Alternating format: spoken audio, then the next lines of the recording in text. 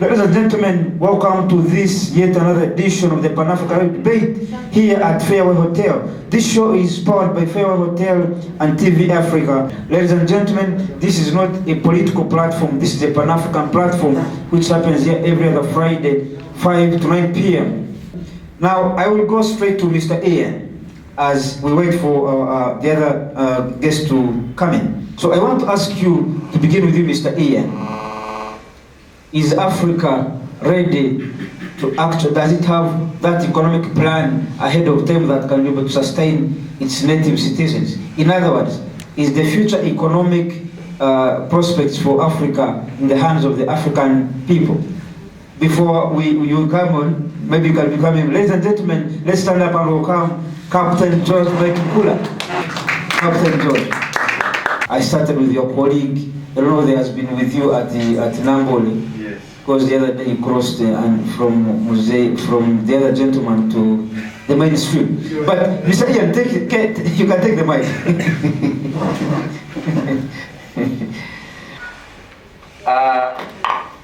Our viewers on TV Africa, I greet you all.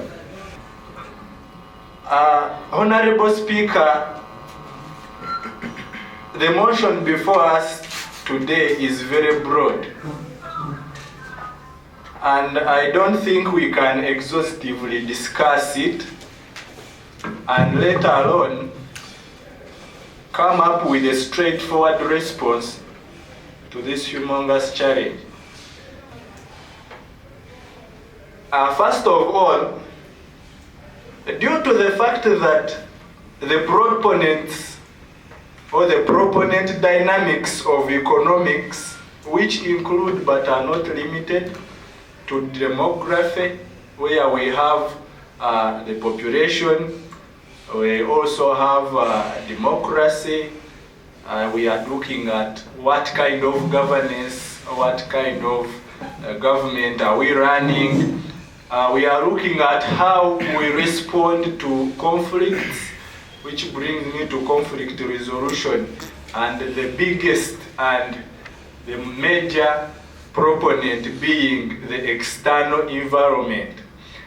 These things vary from country to country, and we cannot have a very uniform future in terms of economics as the continent of Africa, unless we have what some people have been agitating for as the United States of Africa.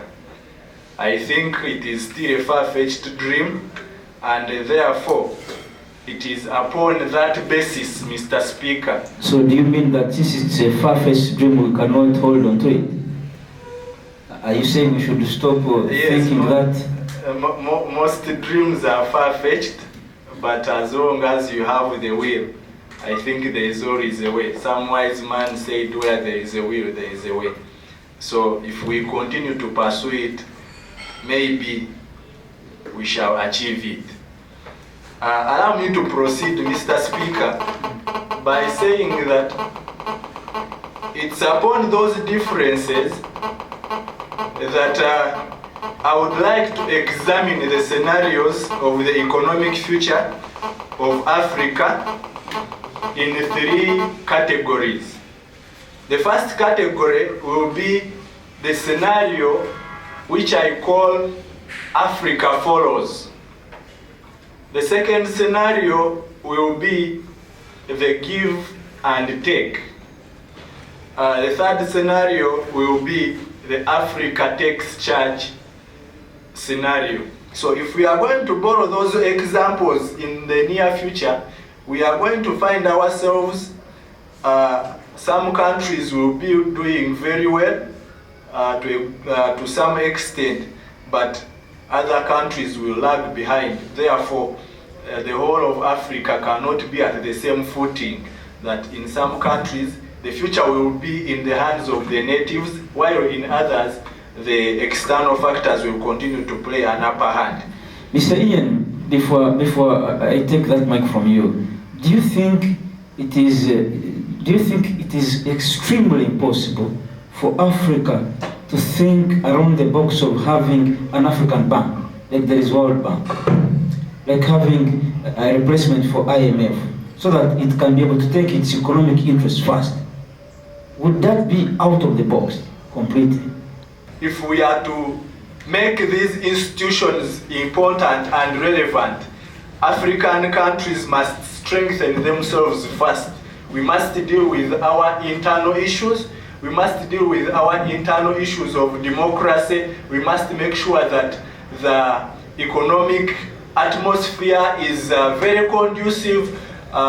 People can wake up and go about their business. We can lure as many investors as possible. We can give them an assurance that when they come here in Africa, they will actually be treated equally as the natives, and they should not take advantage of the situation here. So, as much as this scenario looks like it is inconceivable, like I said in the beginning, that the United States of Africa looks like a far-fetched dream, I'm inclined into believing that we can achieve it, because I think just a generation ago, I think it is less than a century, East Asia was perceived as being mired in economic stagnation and war. But as we are talking right now, I think East Asia is one of the dynamos of the world economy. So I know we can do it. I can do it. You can do it. Together, we can put the economic future prospects of Africa in the hands of us natives. Viva Uganda, viva East African community, viva my beloved motherland Africa, for God and my country. Here in Kumisiriza from the NRM Poor Youth. Thank you so much. Let me have Mr. Andrew Omoding from Uganda Federal Alliance. Uganda Federal Alliance, Honorable Beth Kamya, I would like you to share with us. I greet all of you, fellow Pan-Africanists, those listening in various radio stations and TV Africa. Andrew Omoding is my name, from Uganda Federal Alliance. The economic future of Africa is a broad topic, but we shall do what we can. Economy is the wealth and resources in a country or a region, especially in terms of production, consumption of goods and services. The economy of Africa consists of trade, industry, agriculture, and human resources. Africa has more natural resources than any other continent in the world. But to our dismay, it contributes only 1% of the global GDP. This is because...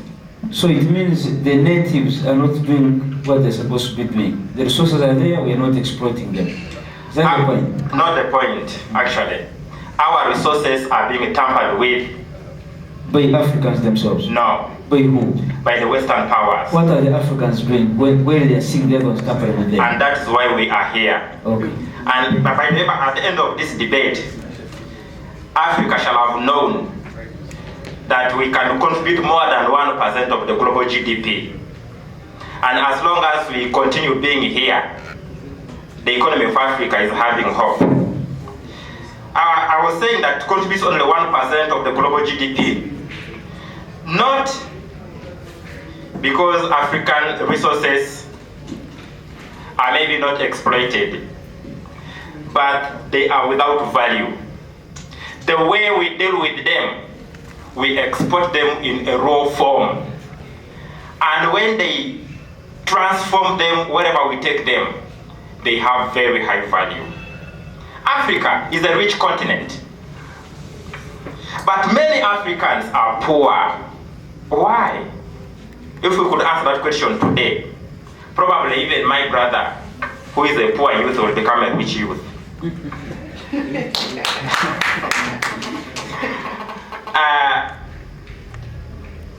Before the colonial period, Africans involved in hunting, agriculture, mining, and simple manufacturing. But with the colonization of Africa, things changed. You realize that the mining left our hands and went into the hands of the whites, of our colonial masters. We were being directed on what to grow and on not what to grow. Can you imagine? And that trend has continued up to now. It is high time we took upon ourselves. Half of Africa's population is below the age of 25. And all of you know that those below the age of 25 are totally dependent. They want food, shelter, education, medical care, everything. And this is still a problem in Africa. It is a reality. And this trend of population growth will continue for quite long.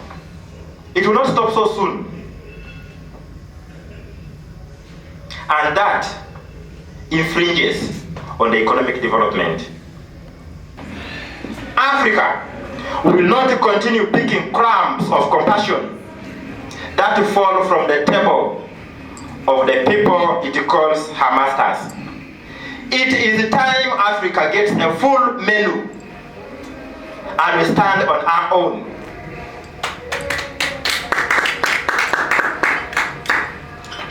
I am because you are, and since you are, therefore I am. Thank you so much. A very big round of applause.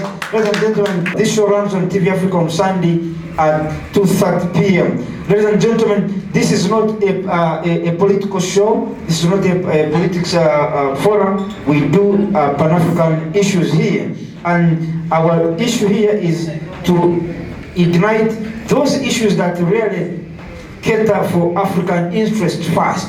And we discuss those issues without fear or favor. Pan-African Level Debate is an intellectual, non-partisan discussion forum built on the pillars of Pan-Africanism, nationalism, and patriotism, whose ideal preoccupation is to revive intellectual discourse among the youth with a bias of reconstructing our lost Pan-African or patriotism spirit.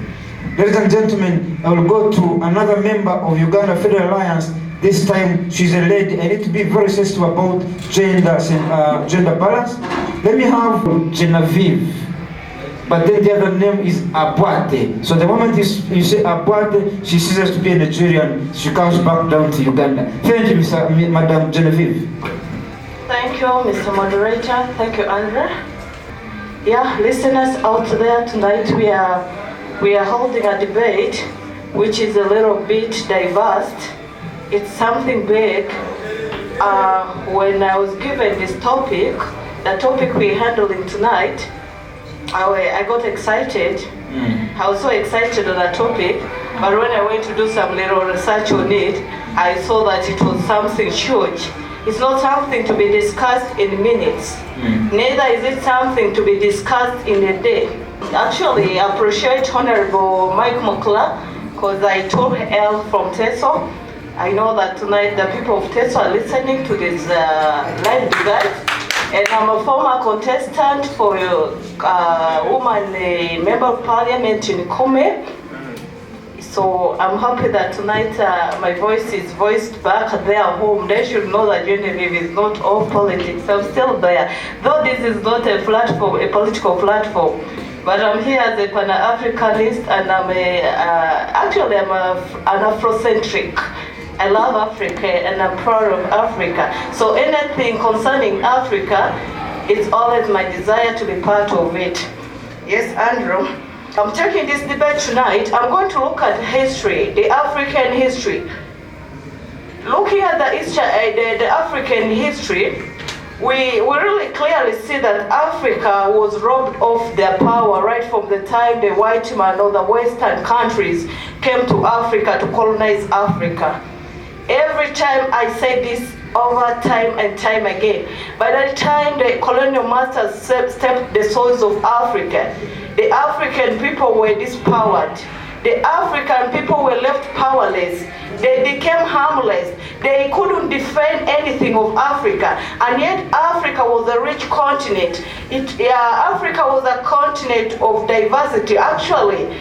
And they had the common cultures and values, which values were all eroded by the time the white person arrived in Africa. So no wonder, I'm not surprised that the subject of discussion tonight is on the economical future of Africa.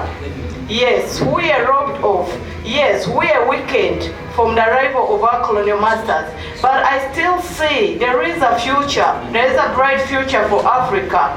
There is a hope for the people of Africa. That's only if the African people, stand up for one thing. And really, I urge the Africans really to get out of the comfort zone. I want to inform the current speaker, yes, and the most Ugandans and most moderate intellectuals that there is no correlation between dictatorship and economic development. Western Europe underwent industrial revolution under absolutism. Do you know what is killing the development of Africa? If you say that there's no relationship between the economical future of Africa with the dictatorship. So the point of information, actually, we have to really, I know you're a professor, I credit you, but we have to really know how certain things coordinate or how other things lead to other things really in Africa. So a positive manner, object the future, then there is a bright future for Africa. But if we decide to sit down and watch the old people take on the leadership and everything of the country or the continent, then I wonder what Africa will be if that's the kind of the young generation they have. So we need to really need to mentor the young generation and train them to come up with a rightful, bright future for Africa as a continent. Thank you so much. A very big round of applause, ladies and gentlemen, to the only lady right now so far, Genevieve Boate from Eastern Uganda, not from Nigeria. And they're suffering from the research you did. Okay. Thank you, Irumba Katushane. I'm glad today you have also followed me and you are calling yourself Irumba Katushane, not Andrew, to show that you are colonized, you are a slave. Most of you have got these names. You don't know what they mean. Actually, when I was growing up, they said if you had a slave, you have to put a mark, a permanent mark, so that they know this is your slave. And Africans are slaves of Europeans. And one of the permanent marks we have are those colonial names. But even then, the language I'm using is also another kind, which shows that we are still slaves. So me and you are still slaves? We are still slaves. Okay. I want to make 3 observations. I want to emphasize before I talk. 1, I must make a point that we are not independent. Get it from me. Anybody who thinks we are independent is simply being fooled. What we have when we go to Kururu is simply to have presidents who are figureheads, but who are governors of Western imperialism in Uganda, implementing the policies of imperialism in Uganda. We are not independent. President Museveni, I'm very sorry, is a colonial governor in Uganda, not the president of Can you substantiate that? Yes, I will illustrate. Most African presidents, actually virtually all presidents of Africa now, are not presidents on their own, but they are governors of USA-led imperialism in Africa. So the biggest problem in Africa is imperialism, recolonization. And before we identify that problem, then the future is bleak. Ideology, it would mean how society is organized to promote development. But there are so many definitions that I don't know whether I can make it clear. Then another concept, what the Marxists call ideology. Ideology is when you mislead the people so that the people do not understand what you want. So which one are we using in Uganda? Then the third one could mean, ideology could mean a vision of how you are going to organize society. Most of you, what I have seen, the problem is the economics, a market economy.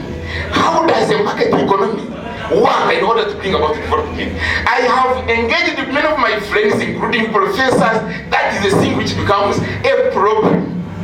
Under market economy, what matters is the demand for the goods.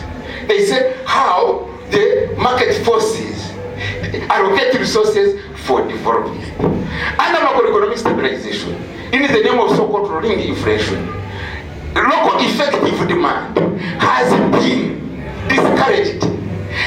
People, Ugandans who had become businessmen during the ministry regime, have been destroyed in the preference of foreign investors, whom I call foreign rulers. You know, Hitler said that once you tell a lie, cleverly a lie told several times appears to be the truth.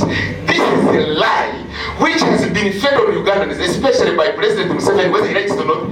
He says, with foreign investors, heads will grow. Meaning, with foreign rooters, those people who come to control our resources to make money, that you must create conducive conditions for foreign rooters so that they can root our resources. And under World Bank, we have been made to believe that we must compete for foreign rooters. So they put there an index. They say Uganda is lagging behind in creating a conducive environment for foreign rooters to make money from us. For the last 30 years, we have been inviting foreign rooters. We do not make even a safety pin. We do not make even a lesser plane. Then what is the use of these routers? Why do we need them? Don't they need to be just away? Just recently, they have sold Lake Victoria. And most of you, by the way, under macroeconomic stabilization, they have captured both the place and the human beings. I no longer buy newspapers because the newspapers are flat. They don't mention important things. For example, it was mentioned that the Lake Victoria was given to foreign investors and put in their cages. I have done research. Cage fishing is going to make our lakes salty. It was one of the, we had a fresh lake in Africa still surviving. With cage farming, it is going to be turned into salty. But they licked it. Now they are telling you to watch football, to talk about NRM, Kakas, whatever, and you don't talk about it. Then secondly, they wrote also another thing, separately. They call it what they call free trade zones. And that the free trade zones are supposed to be extended deep into the rural areas. This is to grab land from Africans to complete incomplete colonial exercise. Originally, they had left us with our land. Now, under recolonization, they want to grab land, and we shall be in town, we shall be like South Africa. And this is what is happening because the policies of macroeconomic stabilization have displaced people from rural areas. They are moving in town to ride borders. Then the land in rural areas is being reverted to bush for the white man to come for the forest. Now, are we controlling our resources?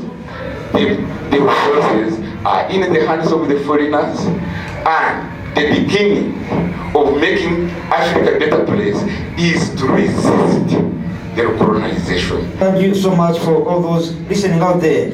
Ladies and gentlemen, let me invite the Vice Chairman of the National Resistance Movement. Let me invite the gentleman who holds a PhD in philosophy from Latin America, USA. Masters in Business Administration, Nkumba University, 2005. He's also holding airline transport pilot license, and he has a diploma in that from CAA. National West Chairman from 2005 and today, and he's also the Chairman Pan-African Movement Uganda Chapter from 2005 to date. He's also the Chairman Africa Health Foundation from 2005 to date. He's also a former Minister of State for Health from 2001 to 2006. He's the CEO of Fortune Energy. It's a company based on Kampala Road there, forgetting that building. I've ever visited him. The gentleman is also the CEO of this Voice of Busoga. He's the CEO of Voice of Teso. He's the CEO of how many companies I've forgotten, the others will just be reminding you. But one of the other names that we normally call him, if he knows you so well and you are his friend, you will say Mwana Mwana. When you say Mwana Mwana, you know that this guy knows me. Ladies and gentlemen, a very big round of applause to Captain George Mike Mukula.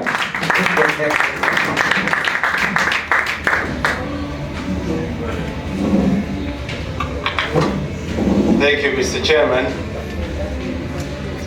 And our comrades, the Pan-Africanists here. Chairman, I'm sorry to gentlemen and ladies, you need to give a very big round of applause to Captain Mukula. These drinks you are enjoying, it's his status. Comrades, those who are listening from near and far, it is always a great pleasure to have an intellectual discourse with people from near and afar.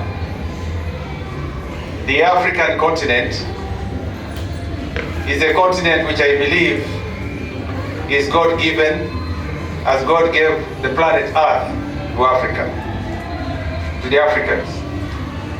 Let me say that all of us are proud to be Africans, and I'm happy and proud to be an African. Africa is the second largest continent in the world.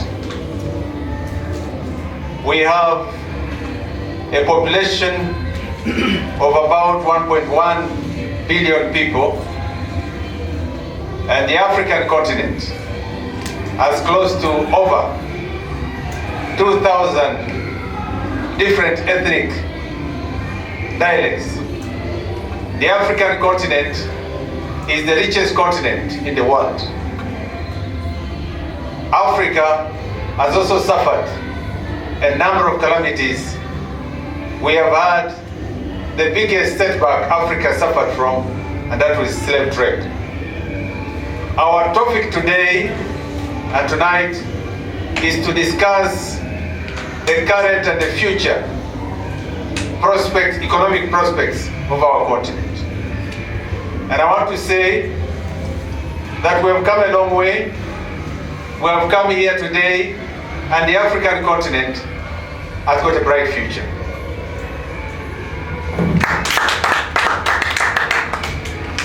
I would want the population and the people to listen and to understand where we have come from.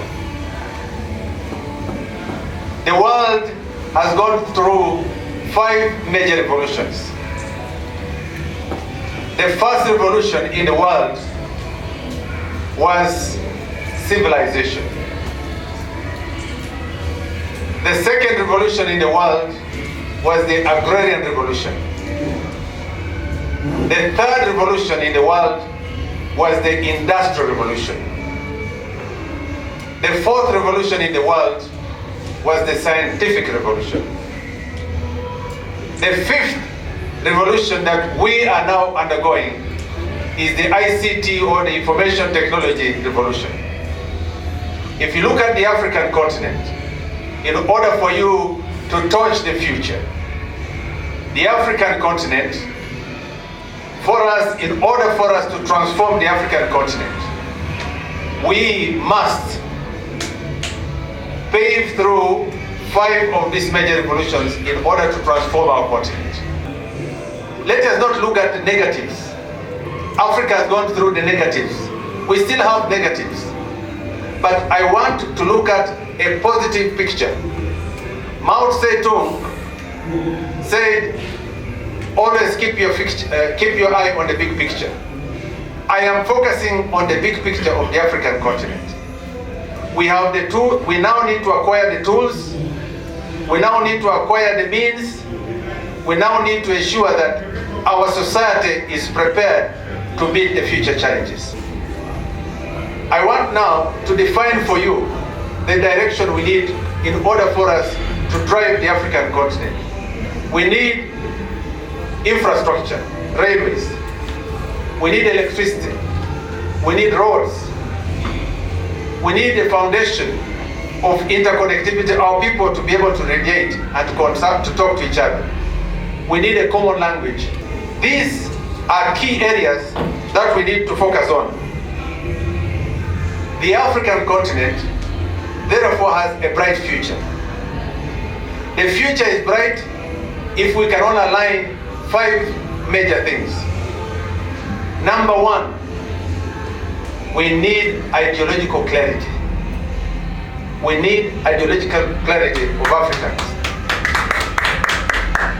We need to know where we have come from, where we are today, and where we need to go. We need to remove the ideological abnorm of believing that the Europeans are better than the Africans. The Americans are better than the Africans. Africans are actually can do much better. Secondly, patriotism. Believing as patriots in yourselves, in our nations. Patriotism. The third one is nationalism. Nationalism, to understand that we can now be able to build our nations together, bring them together. Because along that, we move to the next 4th most powerful thing, and that is Pan-Africanism. The trading blocks we're now believing in, and that is the East African community, where you can improve on common trade, common energy, our common people, and demystifying the colonial boundaries is how we can be able to demystify the 1884-1886 Berlin Conference, and we remap the African continent, starting with trading blocks. The most fundamental is the 5th one, peace and stability. Without peace and stability, you cannot talk about constitutional stability. You cannot talk about accountability. You cannot talk about transparency.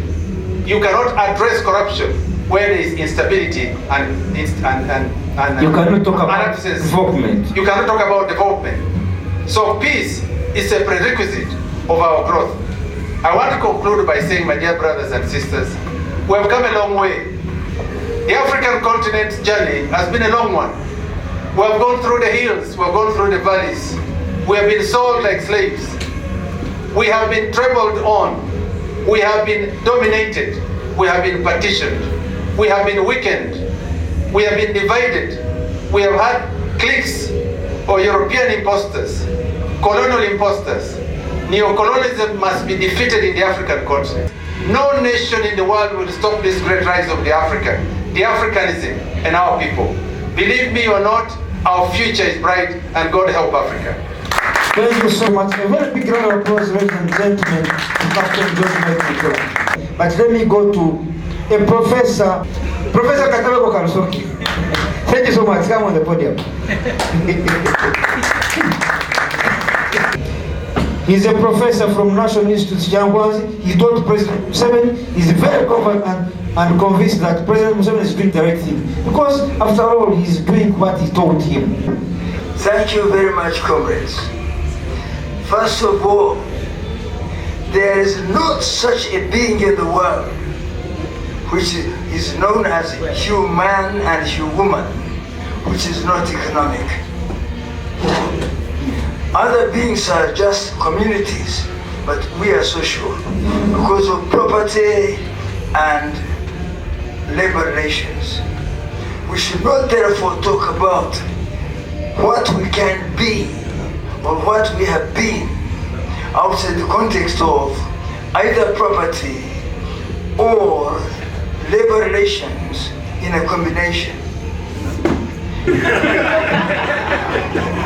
I am saying that we should emphasize the type of economic system which is pro-people, organize people to own land, means of production, factories, mines, all things should be owned by people in organized societies, organized formations, to own means of production. The fundamental thing we should be concerned with is means of production, land, factories, mines, oil. Who is going to own oil? Very important. Who owns? The next, who labors? You see, who labors, who owns?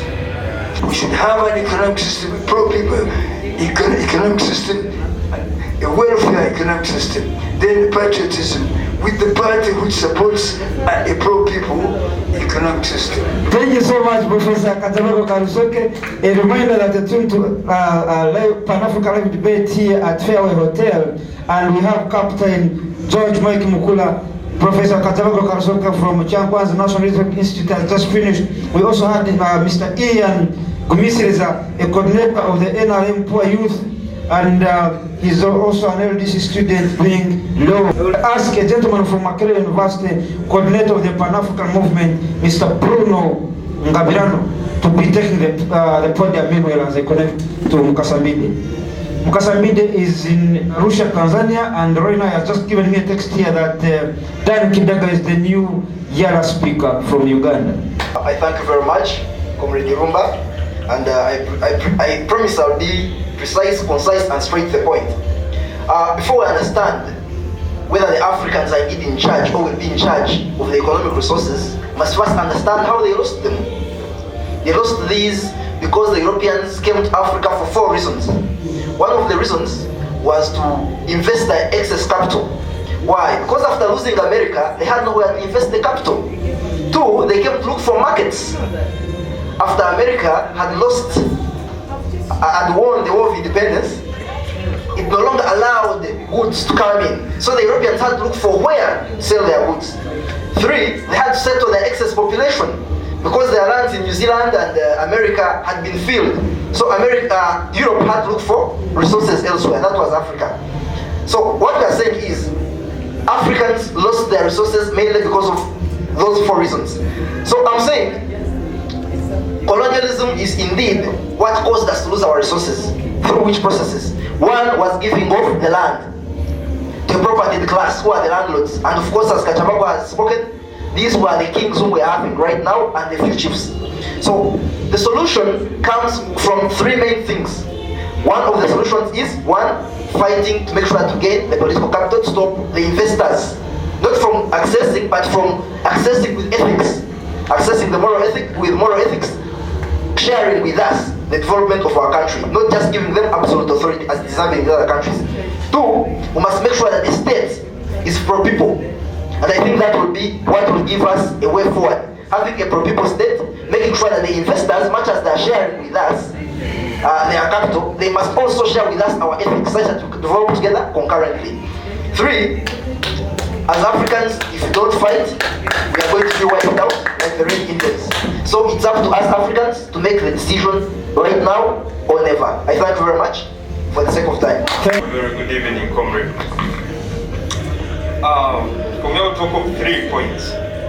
1, the urge of total independence.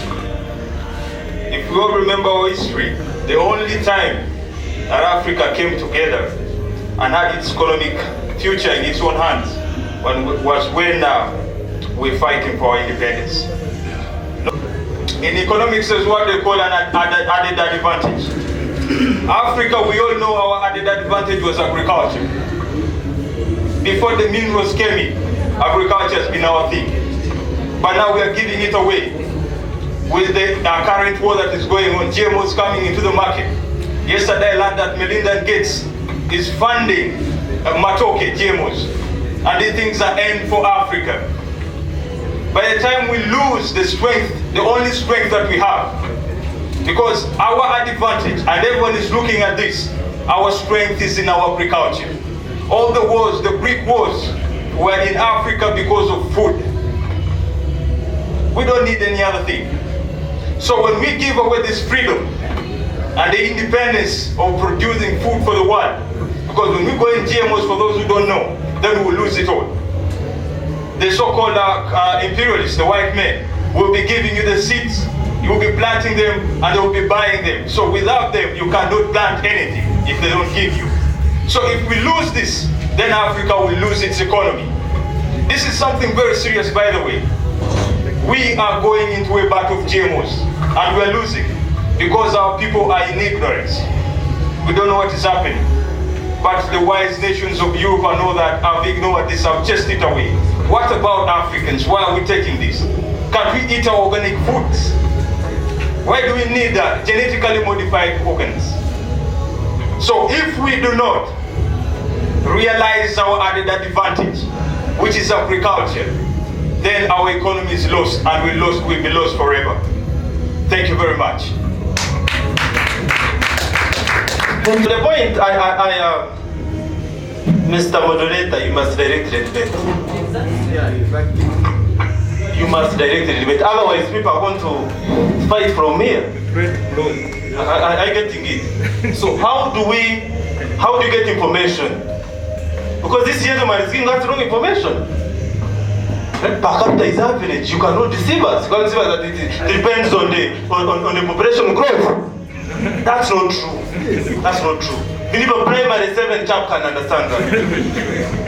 So are you going to fight it because he has given you? No, I am not fighting. I am only challenging you that you direct the debate.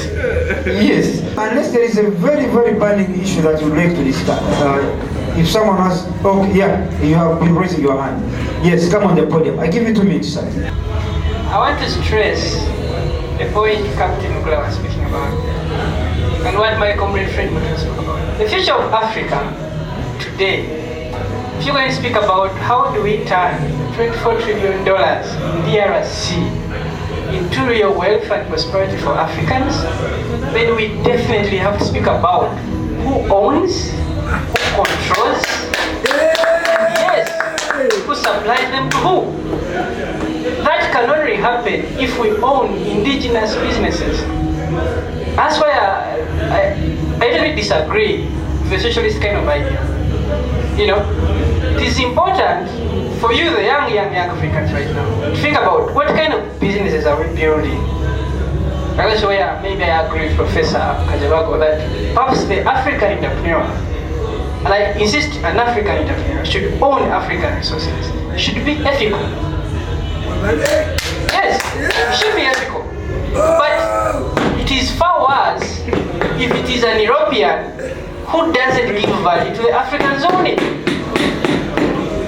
Right? So to me, in my own opinion, Africa is only going to develop if we get African entrepreneurs who can bring out African resources from African soil and supply them and create that value for Africans themselves. And that's no other person's responsibility, it's ours. So to me, and I'm a youth myself, to me it was just a message that we need to stress the fact that as Africans we need to do businesses that stretch the breadth of Africa. But yes, make real values and ethics and say, you know, how do you distribute this wealth to Africans themselves? Thank you so much. I think we'll come to the end of our tonight's Pan-African debate, and I'd like to thank Vice of TESO, and Vice of TESO, I would like to thank Vice of Busoga. Then we had Great Africa Radio in Imbarara. We had Barnabas as the producer in studios there, and then we had Captain Emma Okorom in the studios of Voice of Teso 88.4. We were live on 88.4 with the assistance of Captain Emma Okorom in the studios, and then in Great Africa Radio we were live with the assistance of producer Barnabas. When we were live on Tropic FM in Movende on 88.4. Ladies and gentlemen, this show runs on Sunday. Be sure to watch the show on Sunday at 2:30 p.m. on Great Africa, on TV Africa, channel 45. Captain George Mike Mukula as our chief guest. We had Ian Gumisi, the coordinator of NRM National Youth Poor Forum, I think so. He's also an LDC student. We also had, not from Nigeria, but from Uganda, Genevieve Abwate. We had his colleague was Amading Andrew. Thank you so much, Mr. Bruno from Makerere University. Professor Kajabago Karusoke, big round of applause, ladies and gentlemen. And to you, the audience who are there seated right from 5 up to this time. We thank our listeners on those 4 media stations there, and of course, our audience on Sunday. I thank my producers on TV Africa, Mr. Baguma Toba, and your colleague, Mr. Walter Bull, producer, the manager, Mr. Is called Omulangira Kalema. Semogere, all of you guys there, the crew of TV Africa, thank you so much.